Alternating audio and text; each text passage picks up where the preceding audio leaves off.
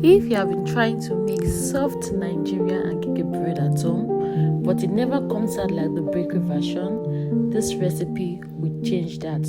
Today I'll be sharing all the little tips that make the difference, from mixing the dough to getting that soft, fluffy texture everyone loves. Okay, in the bowl I added 1.5 cup of lukewarm milk, not cold, not hot, warm milk, and I also added 2 teaspoons of instant yeast and half cup of sugar. I covered it and I set it aside for 10 to 15 minutes. So I did that to activate the yeast. So the next thing in the bowl, I added 5 cups of bread flour. So I used bread flour. I added 1.5 teaspoons of salt, added 2 eggs, and added so I had to knead. So I kneaded for like 5 to 7 minutes with this, because my stand mixer, it depends on the stand mixer you are using. So I kneaded for 5 to 7 minutes with the speed to 3 and 4. So after kneading, I added the butter last. I used 6 tablespoons of butter. You can use butter, you can use margarine.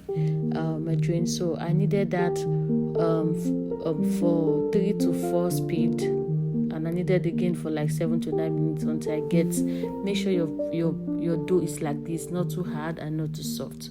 So after that, I just grabbed and I greased the bowl. I placed the dough in the bowl and I covered for 1 hour.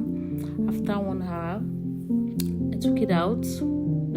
I took out the excess air, and I had to cut into shapes. So I divided it into 2. I cut it into 2 shapes. So I rolled my dough and I placed it in my baking pan. So before I put them in my baking pan, I had to dust with vegetable oil. You can use butter and flour.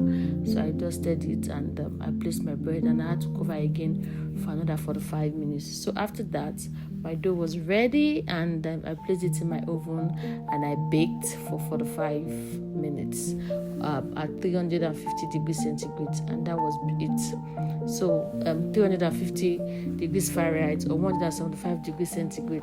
So guys, that is it. The bread came out very, very well. Tasted so good, and we finished this bread. We finished it that very day. My kids love it. Everybody loved it. So guys, thanks for watching, and I will see you some other time.